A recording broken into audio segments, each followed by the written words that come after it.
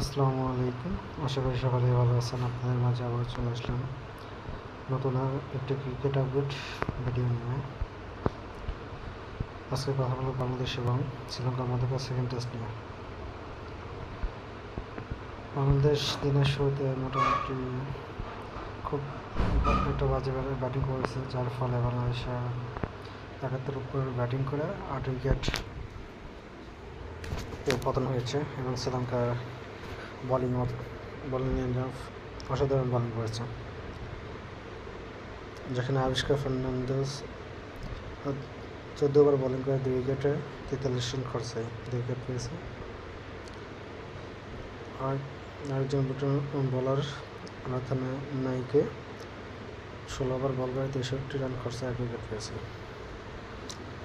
আমরা যদি বাংলাদেশের স্কোর লাইনের দিকে তাকাই, সাদমান ইসলাম সর্বোচ্চ রান করেছে ৪৬, ৯৩ বল ফেস করে ৪৬ রান করছে ৬০টি বাউন্ডারির মাধ্যমে। এনামুল হক বিজয় আগের টেস্টের মতনই সেকেন্ড টেস্টেও ফার্স্ট ইনিংসে গোল্ডেন ডাক এর শিকার হয়েছে। মুমিনুল হক সৌরভ ৩৯ বল খেলে ২১ রান করেছে। নাজমুল হাসান শান্ত লাস্ট টেস্টে ব্যাক টু ব্যাক সেঞ্চুরিয়ান, এই টেস্টে মাত্র ৮ রান করে ৭ রানের পর ধরেছে।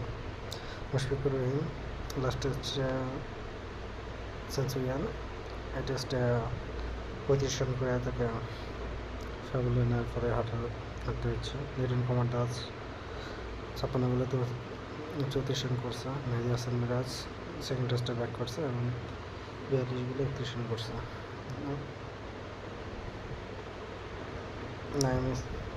নাইম হাসান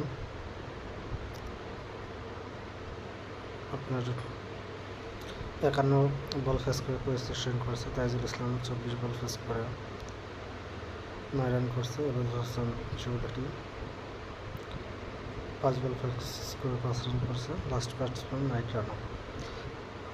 এখন ক্রিজে আছে তাইজুল ইসলাম এবং এবার হাসান চৌধুরী। ওকে, ধন্যবাদ সবাইকে, ভালো থাকবেন, দেখাবো অন্য কোনো ভিডিওতে।